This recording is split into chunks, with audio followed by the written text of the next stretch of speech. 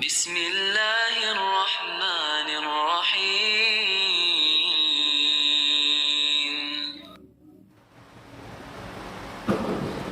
Assalamualaikum warahmatullahi wabarakatuh.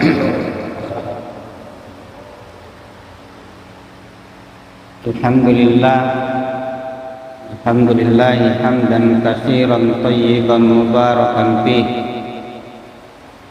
kama yuhibbu rabbuna wa yarda. Asyhadu an la ilaha illallah wahdahu la syarika lah wa asyhadu anna Muhammadan abduhu wa rasuluh. Allahumma salli wa sallim ala nabiyyina Muhammadin wa ala alihi wa ashabihi ajmain. Radina billahi rabba wa bil islami dina wa bi Muhammadin sallallahu alaihi wasallam nabiyyan wa rasulah. Ya ayyuhalladzina amanu taqullaha haqqa tuqatih wa la tamutunna illa wa antum muslimun.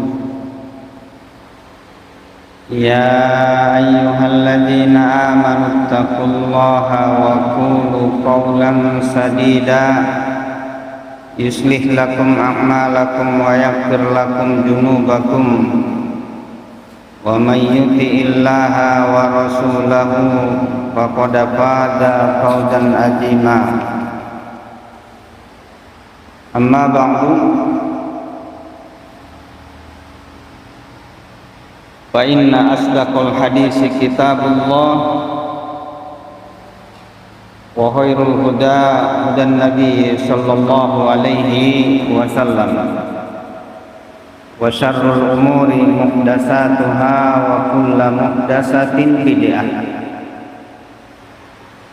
Tsumma ma ba'du, ma'asyiral muslimin rahimakumullah. Alhamdulillah, bersyukur kita kepada Allah Azza wa Jalla yang telah memberikan nikmat kepada kita, nikmat yang sangat banyak.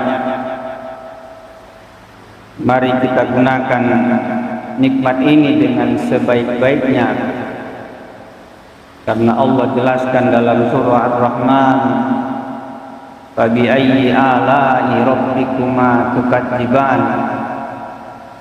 Lalu nikmat yang mana lagi yang kalian dustakan?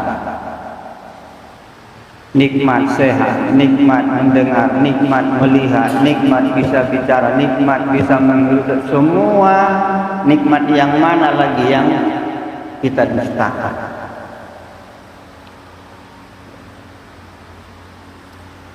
Maka nikmat ini semua akan diminta pertanggungjawabannya nanti di yaumil qiyamah. Summa latus'alunna yauma idzin 'anil na'im. Maka pada hari itu kalian akan ditanya tentang nikmat-nikmat itu. Nikmat makan, nikmat minum, nikmat tidur, semua ditanya. Tidak ada yang sia-sia, tidak dipertanggungjawabkan. Para sahabat belum menangis mendengarkan ayat itu, karena berat nanti untuk mempertanggungjawabkan. Nikmat makanan, nikmat minuman yang kita minum, yang Allah berikan kepada hamba-hambanya.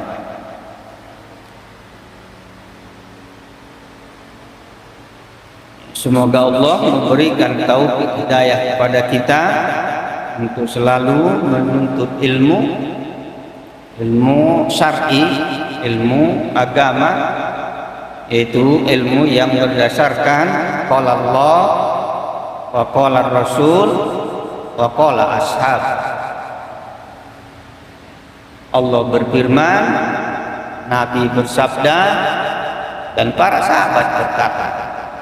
tentang Islam itu.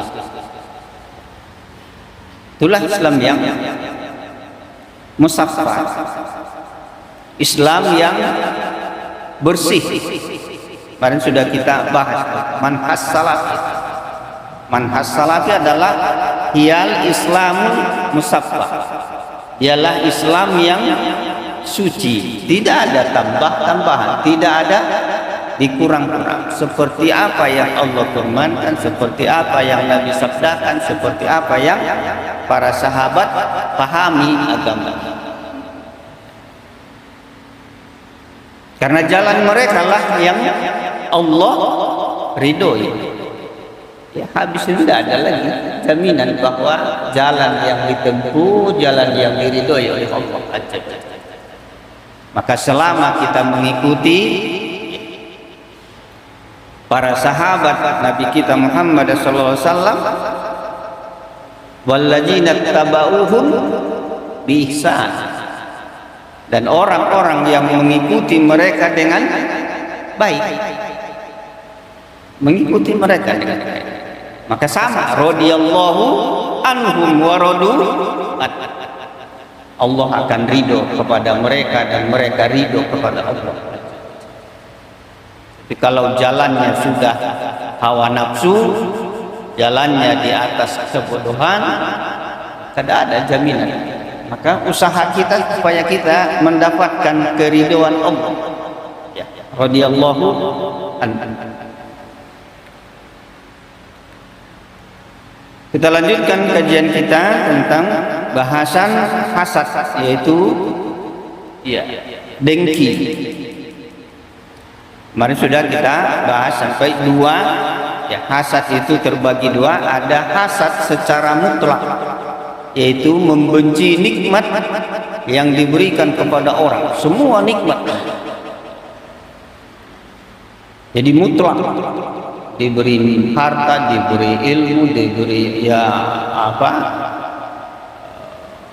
pengetahuan, semua secara mutlak, dan dia ingin menghilangkan nikmat itu dari orang, baik berpindah kepada dirinya ataupun hilang. Itulah hasad. Bahkan jelaskan orang yang senang hilang nikmat dari orang, itu juga termasuk hasad. Dia senang nikmat yang hilang dari saudaranya.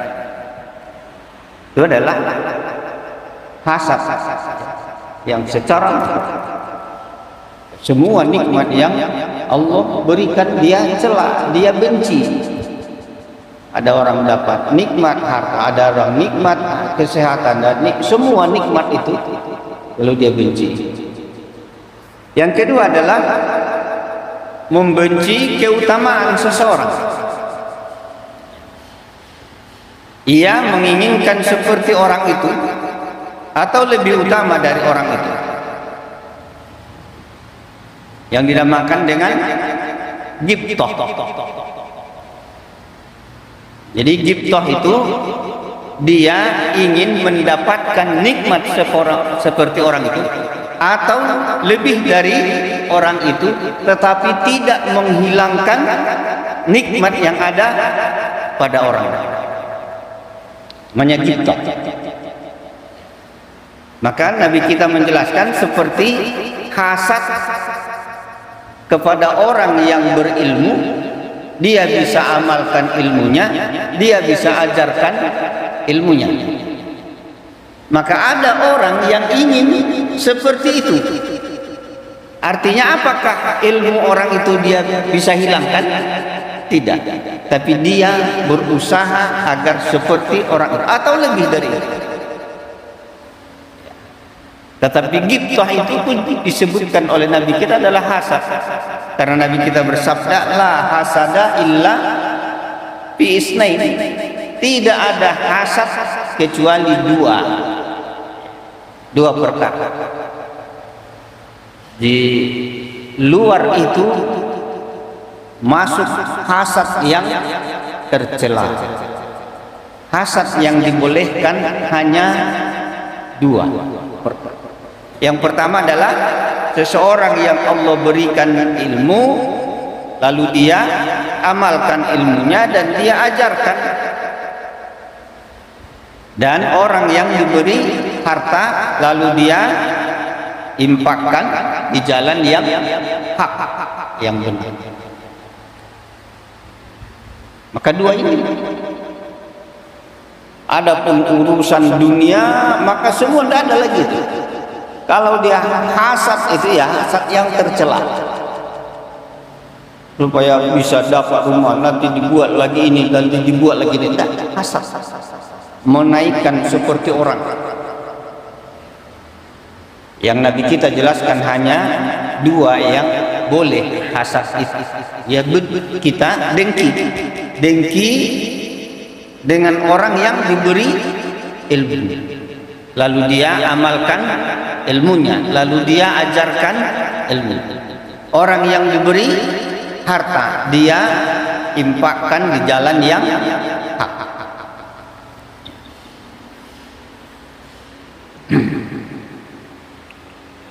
Di riwayat lain Nabi kita SAW bersabda, la hasada illa fi isnain, tidak ada hasad kecuali dua perkara. Maka ini secara umum la hasad. Hasad itu bersifat nakirah, artinya semua tidak ada lagi tidak boleh hasad kecuali dua. Rajulun atahu Allahul Quran fa huwa yatluhu al-laila wan nahar. Fasami'ahu rajulun faqala ya laitani utitu misla ma uti haja fa'alimtu bihi misla ma yakmalu haja. Ada seseorang yang Allah berikan kepadanya Al-Quran, maka dia baca Al-Quran itu siang dan malam. Maka sama dengan hakikat ilmu, karena Al-Quran itu adalah sumber ilmu.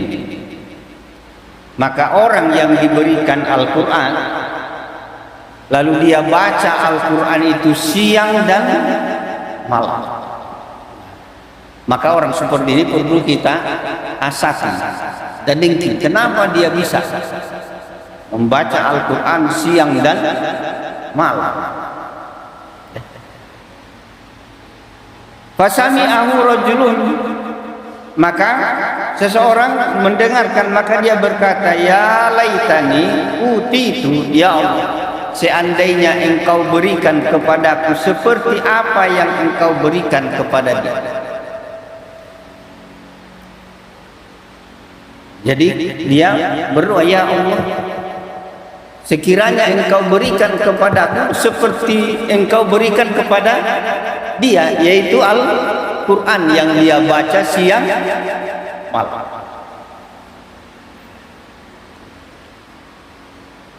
Siang dan malam. Fa'amiltu bihi misla ma ya'malu bihi, maka aku beramal seperti apa yang dia amalkan. Nah ini kan hasad. Dia lihat orang kok bisa ahli Quran dia baca siang malam. Ya Allah, seandainya engkau berikan kepadaku seperti yang engkau berikan kepada dia,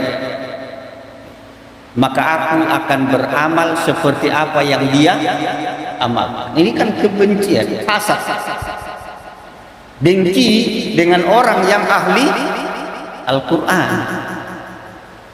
tetapi dia tidak menghilangkan apa nikmat yang ada pada orang itu. Itu namanya ghibthah. Dan dia hanya diberikan seperti. Tapi kalau hasad yang mutlak tadi, dia mau menghilangkan nikmat yang ada pada orang itu, bisa berpindah kepada dia ataupun hilang sama sekali. Kalau ini tidak, dia minta hilang itu kepada orang. Dia hanya berdoa, ya Allah, berikanlah kepada saya seperti yang engkau berikan kepada orang. Orang Al-Quran, ahli Al-Quran. Maka aku akan beramal seperti apa yang dia amalkan. Masya Allah. Ya. Inilah hasad yang benar. Boleh. Yang kedua, wa rajulun atahullahu malan fa huwa yuhlikuhu bil haqq. Dan seseorang yang diberi oleh Allah harta kemudian dia menghabiskannya di dalam jalan kebenaran. Ya, berinfak di jalan Allah Subhanahu wa taala. Maka seorang dua ini perlu didengki, perlu dihasati. Kenapa dia bisa mendapatkan harta lalu dia bisa gunakan di jalan Allah aja? Tapi kalau ada orang diberi harta lalu dia berpoya-poya, kita iri. Tidak boleh iri dengan. Atau ada orang yang diberi Al-Quran tapi hanya untuk pajang. Dia membaca ya Al-Quran untuk mendapatkan rezeki, diupah, dibayar. Tidak ada iri.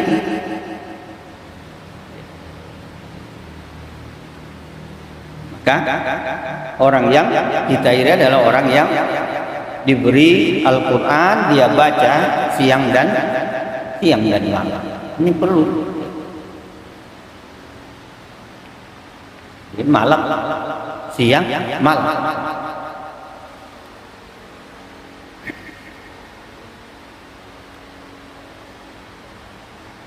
Kemudian seseorang mengatakan, semoga aku diberikan sebagaimana ia diberikan, sebagaimana yang ia diberikan kepadanya, dan beramal sebagaimana dia beramal.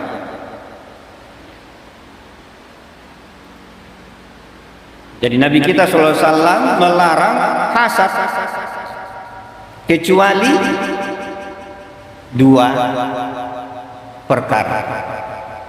Maka umumnya dilarang hasad kecuali dua. Tidak ada lagi. Ada orang punya apa rezeki ini, tidak ada. Ada punya jabatan, tak ada lagi iri, tidak ada lagi hasad. Hanya dua ini yang boleh kita hasad. Kecuali dua tempat itu. Yang diberi ilmu dengan catatan ilmunya dia amalkan, dia ajarkan. Yang kedua, orang yang diberi hartanya dia habiskan untuk jalan yang benar.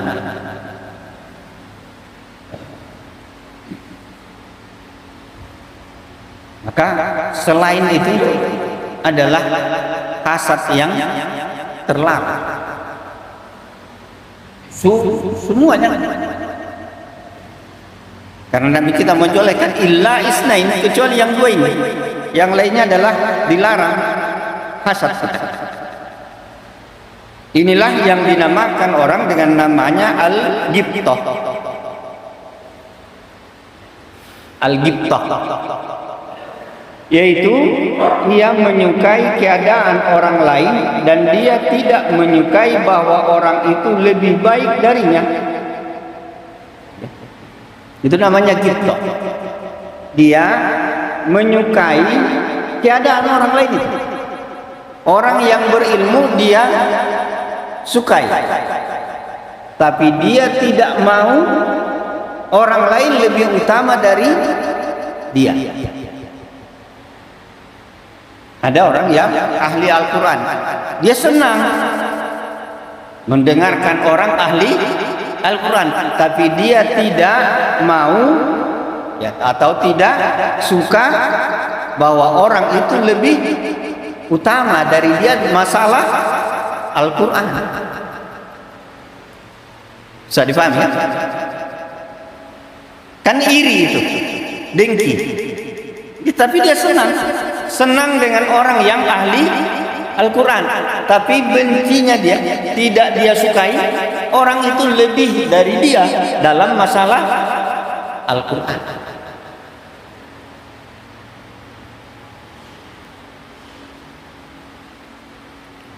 Sama dengan harta tadi. Dia senang dengan melihat orang punya harta, lalu dia berinfak. Tapi dia tidak menyukai bahwa orang itu lebih dermawan, lebih luas pemberiannya atau infaknya daripada dia.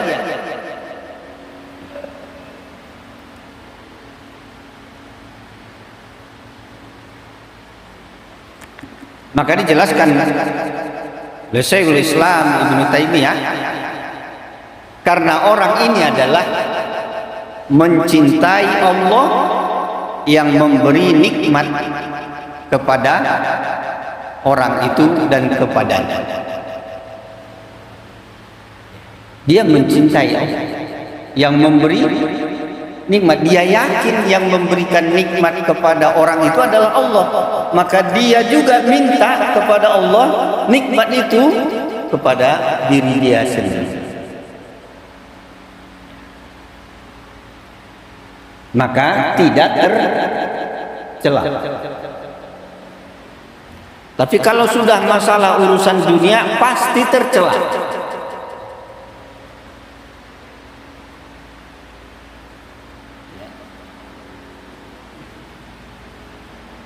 Masalah akhirat silakan, karena Allah yang menjelaskan,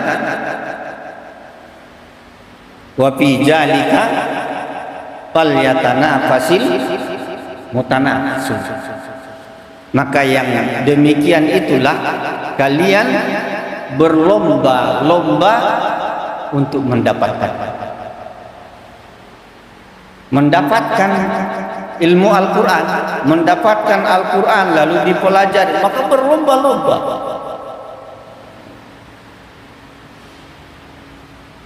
Disuruh kita dalam agama ini berlomba dalam akhirat. Maka Allah jelaskan dalam surah Al-Munafiqun, ya, Al-Mutaffifin, innal abrara lafi na'im wa innal fujjara wa alal araiki yanjurun ta'rifu fi wujuhihim natratan na'im yusqawna mir rahiqim mahtum hitamuhu misk wa fi dzalika falyatanafasil mutanafisun. Sesungguhnya orang-orang yang berbakti benar-benar berada dalam surga yang penuh kenikmatan, yang penuh kenikmatan. Mereka kekal di dalam kenikmatan yang selama-lamanya. Mereka duduk di atas dipan-dipan melepas pandangan, alal araiki yanjurun, saling berpandang.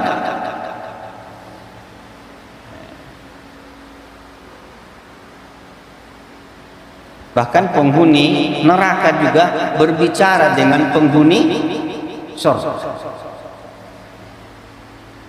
Anjil alaina ma, ya, kalaupun setetes bukan, kasih kami air.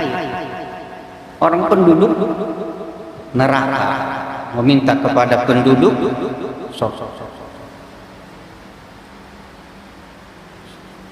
Kamu dapat mengetahui dari wajah mereka bersenang-senang, ya, kesenangan hidup yang penuh kenikmatan. Mereka diberi minuman dari khamar murni, tidak memabukkan, yang tutupnya masih disegel layaknya dari kasturi, ya, laknya dari kasturi, ya, segelnya dari kasturi. Dan untuk itu, untuk yang demikian itu hendaknya orang berlomba-lomba. Jadi untuk mendapat surga berlomba-lomba.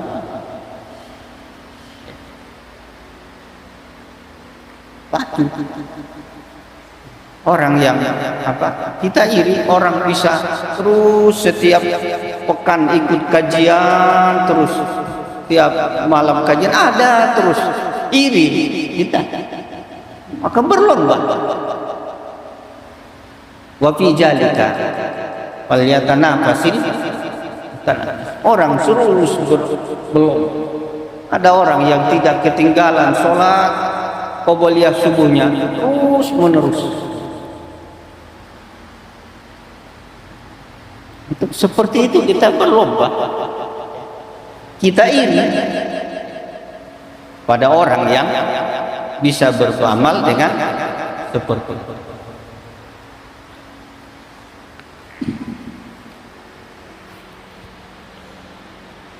Kita lanjutkan. Yang kedua adalah iri hati itu bukan hasad. Jadi ada dengki, ada iri hati. Ada dibedakan. Sebagaimana ghibthah, ya ghibthah itu adalah iri. Sedangkan hasad dengki. Kalau dengki itu konotasinya negatif. Oh itu harus pendah atau hilang atau senang kita hilang. Tapi kalau ghibthah tidak, dia hanya mau menyaingi yang lebih dari itu dengan tidak menghilangkan nikmat yang ada pada orang-orang. Sebagaimana ghibthah atau iri yang terjadi pada Nabi Musa alaihissalam pada hadis Mikrot.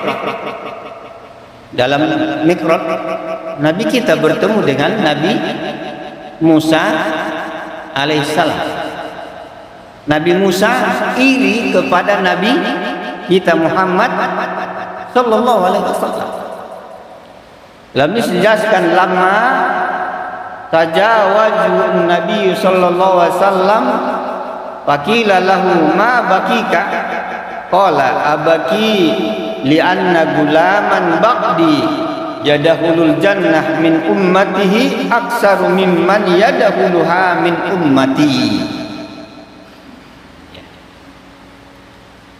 Ketika dia dilewati oleh Nabi sallallahu alaihi wasallam, yaitu Nabi Musa alaihissalam, maka dikatakan kepadanya, ma bakika, kenapa engkau menangis ya Musa?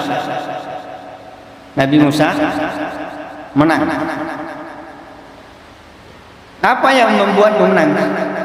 Ia menjawab, aku menangis karena seseorang sesudahku masuk surga, dan dari umatnya yang lebih banyak daripada umatku yang masuk surga. Di umat Nabi Muhammad lebih banyak masuk surga daripada umat Nabi Musa. Maka Musa alaihissalam menangis. Iri. Ini menangis karena iri. Kenapa umat Nabi Muhammad lebih banyak masuk surga daripada umat?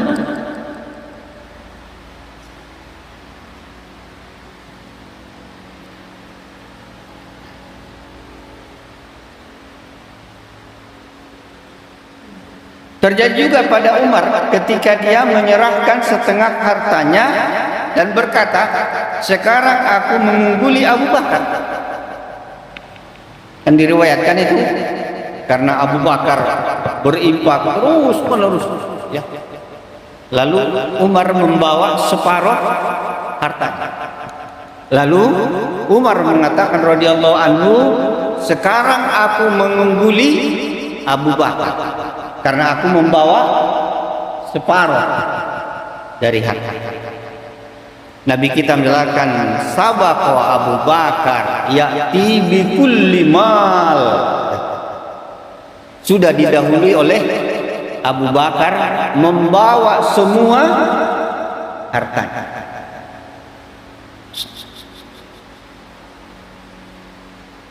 Maka pada saat ini, maka Abu Bakar As-Siddiq adalah orang yang paling baik, orang yang paling sempurna imannya setelah Nabi kita Muhammad sallallahu alaihi wasallam. Ma baki, apa yang engkau tinggalkan ya Abu Bakar untuk keluargamu? Maka jawabnya, Allah wa Rasul. Aku tinggalkan kepada keluargaku Allah dan Rasul.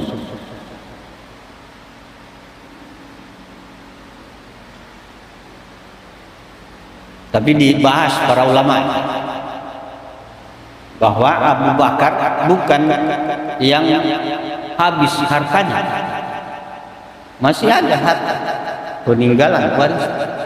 Maka sebagian ulama ahli sejarah mengatakan membawa semua hartanya, yaitu yang harta yang ada di genggamannya, artinya yang bisa dia bawa dibawa semua yang ada pada saat itu dibawa. Kalau mungkin tanah tidak mungkin dibawa, rumah tidak mungkin dibawa. Yang dibuang adalah semua yang bisa dibawa oleh Abu Bakar. Kemudian Abu Bakar menyerahkan seluruh hartanya, maka berkatalah Umar, demi Allah, aku tidak akan mampu mengalahkannya dalam kebaikan selama-lamanya. Maka Umar radhiyallahu anhu berkata, aku tidak bisa mengalahkan Abu Bakar dalam kebaikan selama-lamanya. Di sini apa di sini? Iri.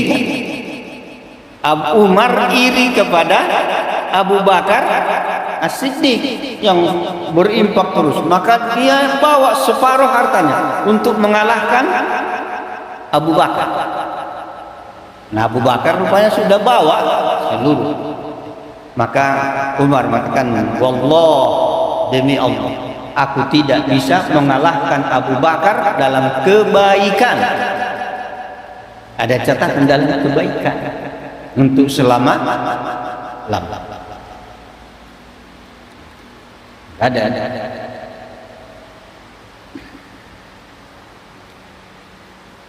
Maka bahasannya di sini adalah iri. Maka iri haram atau boleh?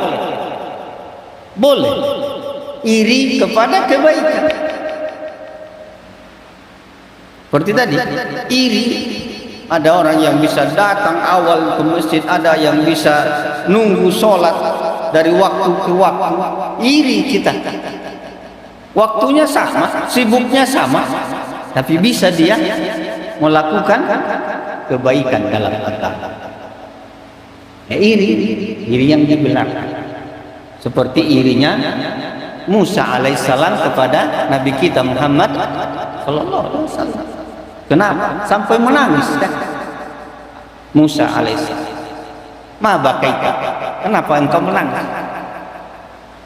Karena dia melihat, karena dijelaskan bahwa umat yang terbanyak nanti adalah antara umat Musa dan Nabi kita Muhammad sallallahu alaihi wasallam. Kalian riwayat menjelaskan Nabi mengatakan ada sekelompok manusia yang banyak, saya kira itu umat, rupanya itu adalah umat Nabi Musa alaihissalam.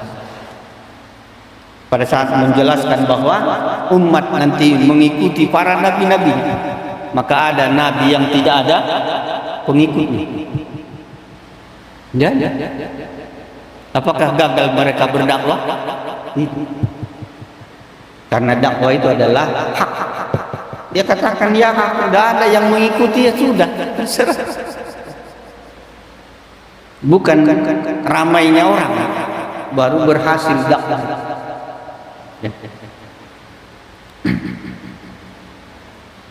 Dalam sebuah hadis yang diriwayatkan oleh Ahmad dan dari Anas dalam musnadnya, suatu ketika kami duduk di sisi Rasulullah SAW.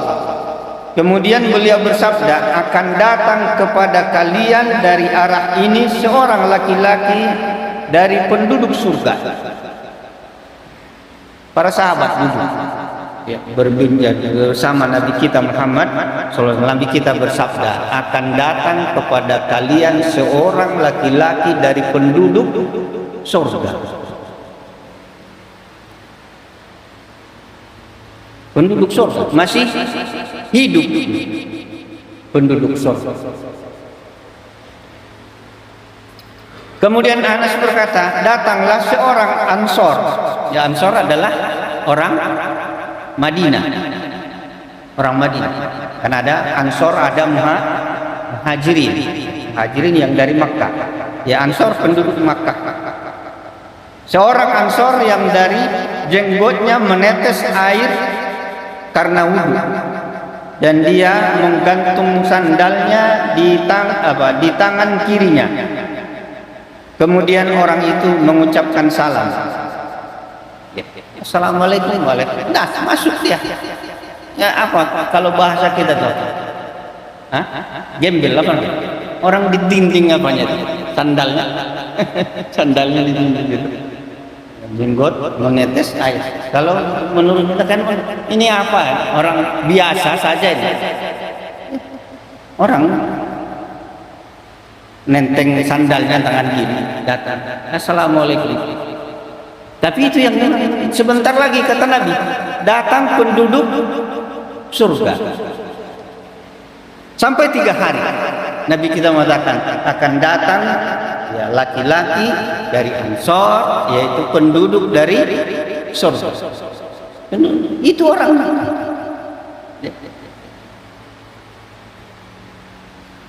Kemudian penasaran Anas, kenapa disebutkan Nabi ini adalah penduduk surga yang mereka iri? Kenapa? Karena situ banyak sahabat tidak sebutkan kalian ini semua penduduk surga, tapi yang datang itu nanti adalah penduduk dari surga. Maka Anas bertanya kepada Ansor, mengapa kepada Ansor tersebut tentang mengapa dia begitu disanjung oleh Nabi Sallallahu Alaihi Wasallam ahli surga. Mungkin majelisnya jarang dengan Rasulullah, kan? Makanya dia datang nanti sebentar lagi penduduk dari surga. Maka orang Ansor ini mengatakan, karena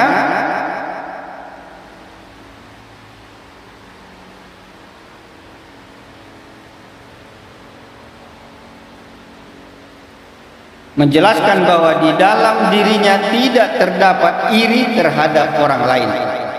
Karena itulah Allah Ta'ala memuji kaum Ansor, tidak ada iri. Berarti iri yang apa tuh?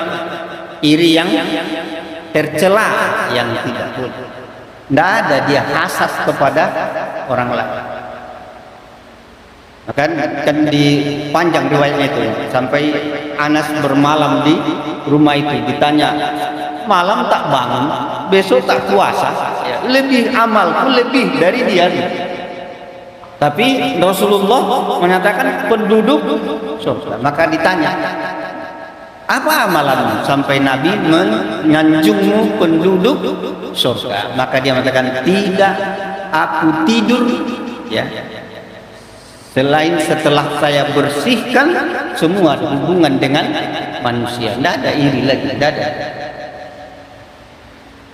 Itulah penduduk surga. Insyaallah kita lanjutkan pertemuan berikutnya. Wassallallahu ala nabiyina Muhammad wa ala alihi washabihi ajmain.